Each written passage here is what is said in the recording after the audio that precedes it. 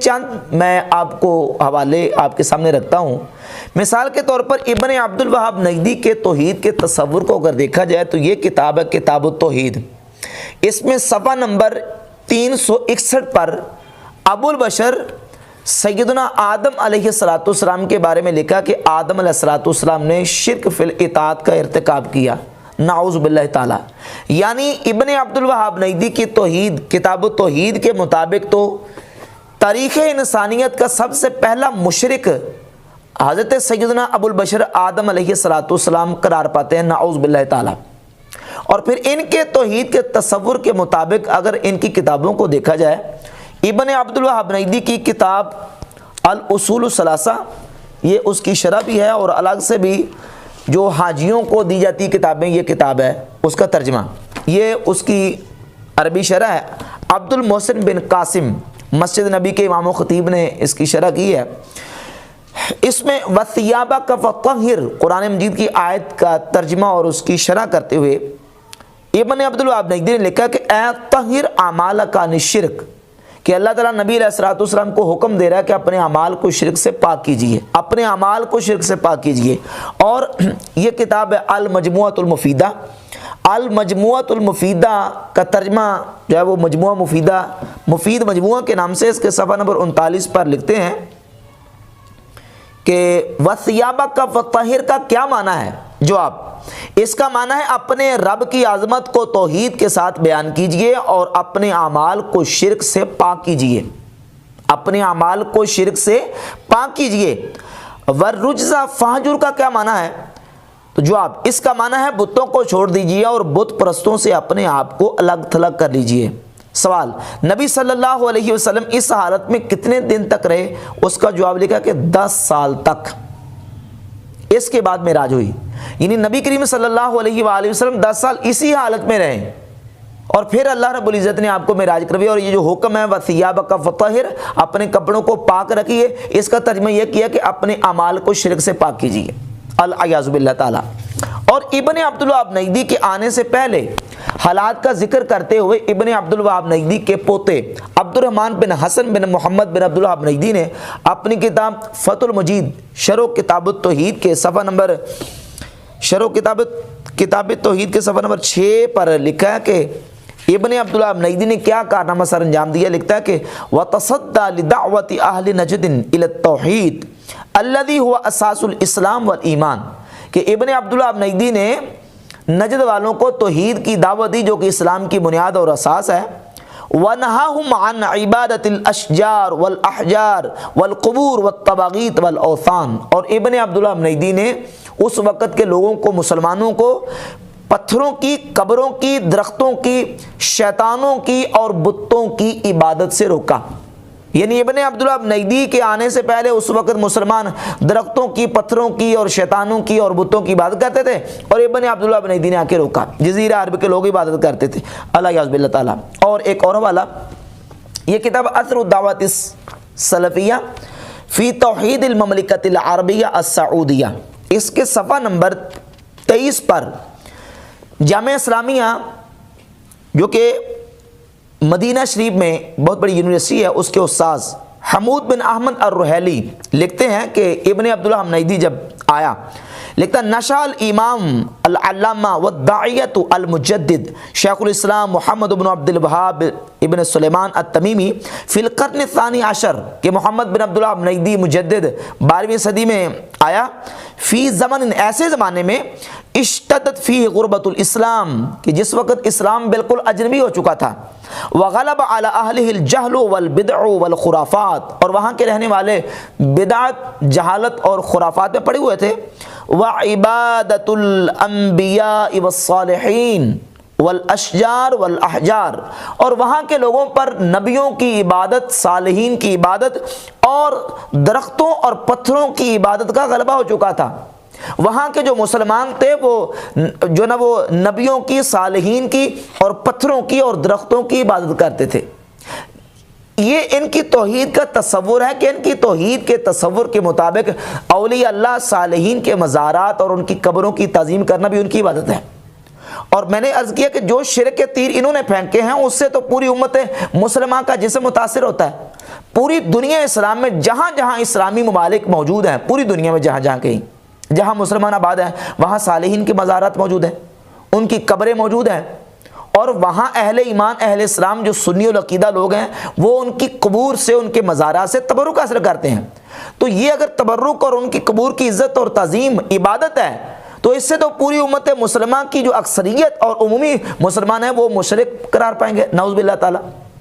اور پھر یہ صرف صالحین کی قبروں تک نہیں، بلکہ یہ دیکھیں تحذیر الساجد، ناصر الدین البانی کی کتاب، اس کتاب کے صفحہ نمبر 99 پر ناصر الدین البانی لے کر میں 1368 میں جب مسجد نبی شریف کی حاضری کے لیے گیا تو میں نے وہاں دیکھا کہ ایک روضہ رسول کے پیچھے ایک جو نا وہ دیوار اٹھی ہوئی ہے، اور وہاں لوگ جاتے ہیں اور وہاں لوگ تبرک کے لیے نماز پڑھتے ہیں، اور یہ سمجھتے ہیں کہ اشارۃ الی ان ھذا مکان خاص للصلاۃ وراء القبر، یہ اشارہ ہے کہ یہ جو مکان خاص ہے قبر شریف کے پیچھے نماز پڑھنے کے لیے۔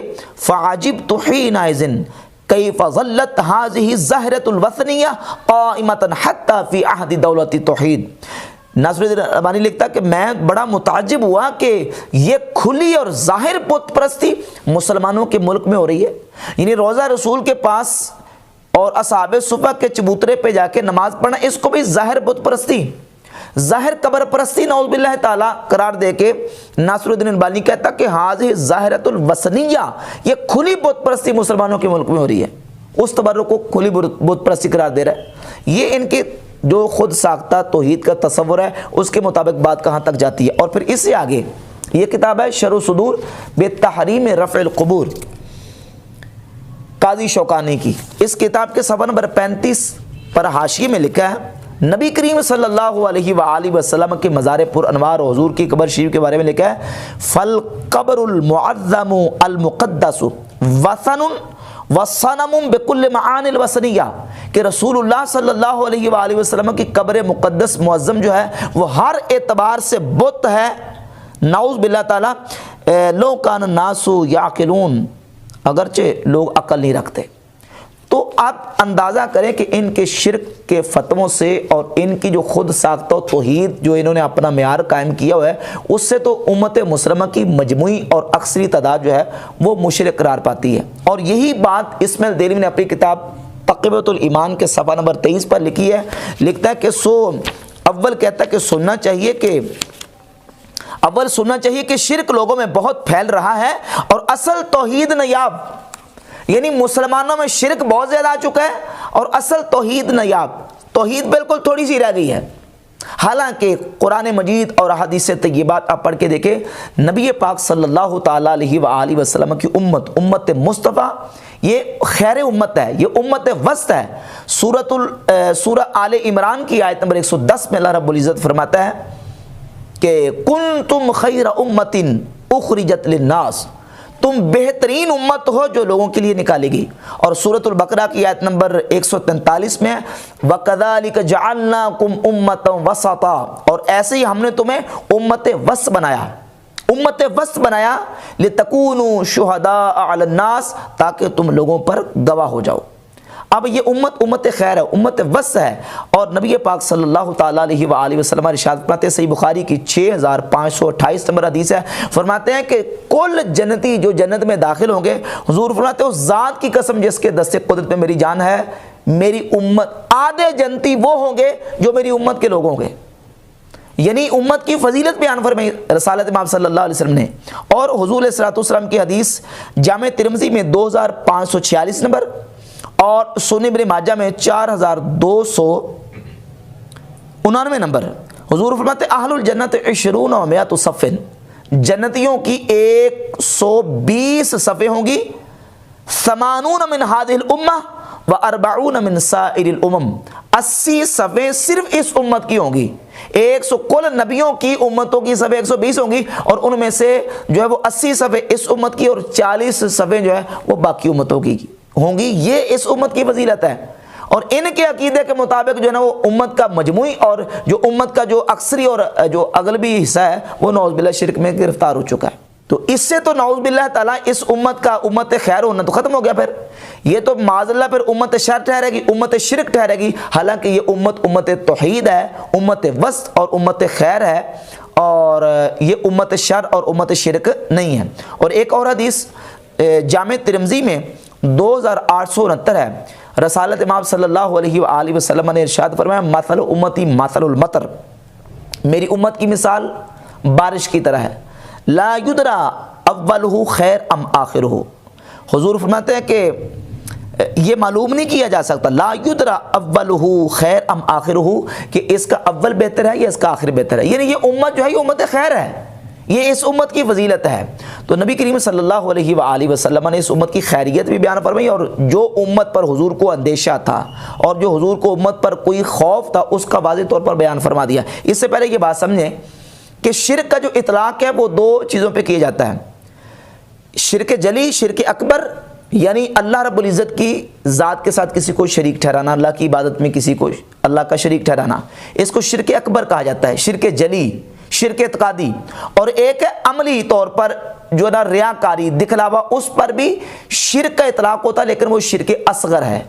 بحث ہماری شرک اصغر کے بارے میں نہیں ہے کہ امت ریاکاری کرے گی یا نہیں کرے گی، امت میں اعمال میں لوگ دکھلاوا کریں گے یا نہیں کریں گے، یہ تو بہت جو ہے نا وہ کامن ہے، یعنی وہ چاہے دیوبندی ہوں، وہابی ہوں، سنی ہوں، شیعہ ہوں، یہ سارے ظاہر ہے کہ اس میں دکھلاوا ہو سکتا ہے۔ لیکن اب مسئلہ جو ہے وہ ہے شرک اکبر اور شرک اعتقادی کا، شرک جلی کا، کہ کیا یہ امت جو ہے وہ شرک جلی میں اکثری طور پر اور عمومی طور پر گرفتار ہوگی یا کہ نہیں۔ تو اس میں سرکار دو عالم صلی اللہ علیہ وآلہ وسلم کی واضح احادیث موجود ہیں۔ حضور کو سب سے زیادہ اپنی امت پر جس چیز کا خطرہ اور خوف تھا وہ تھا ریاکاری کا، جس کو شرک اصغر کہا جاتا ہے۔ اگر حضور علیہ الصلوۃ والسلام کو اپنی امت پر شرک اکبر اور شرک جلی کا خوف ہوتا تو حضور اس کا ذکر کرتے، حضور اس کا نام لیتے۔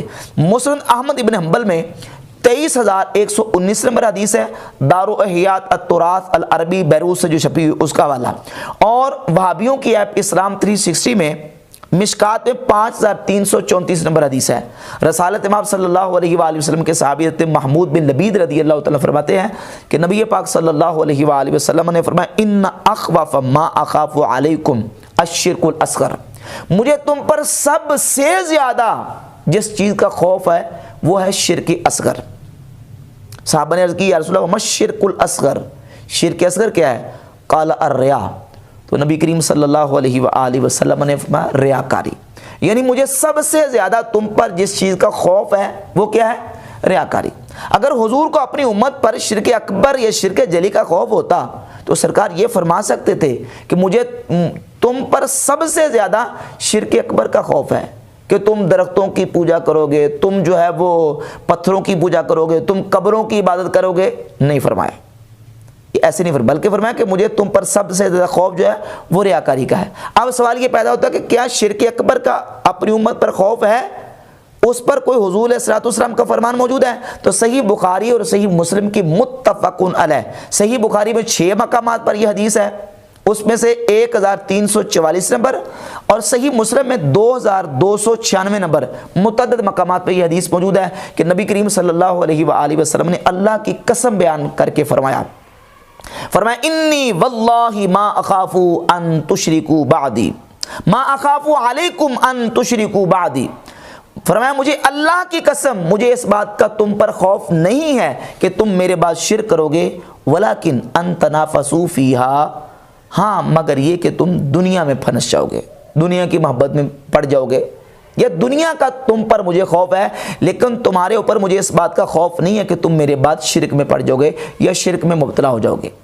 شرک اکبر کی حضور نے نفی کر دی، اور شرک اصغر یعنی ریاکاری اس کے خوف کا اور اندیشے کا اظہار فرما دیا۔ تو یہ واضح ہے کہ نبی کریم صلی اللہ علیہ وآلہ وسلم کو اپنی امت پر شرک اکبر اور شرک اعتقادی کا خوف نہیں ہے۔ اگر امت کی اکثریت اور عمومی امت جو ہے وہ شرک میں گرفتار ہو جانی ہوتی تو سرکار دو عالم صلی اللہ علیہ وآلہ وسلم سب سے زیادہ اس بات کے خوف کا اظہار کرتے، لیکن ایسا نہیں فرمایا۔ تو یہ واضح دلیل ہے۔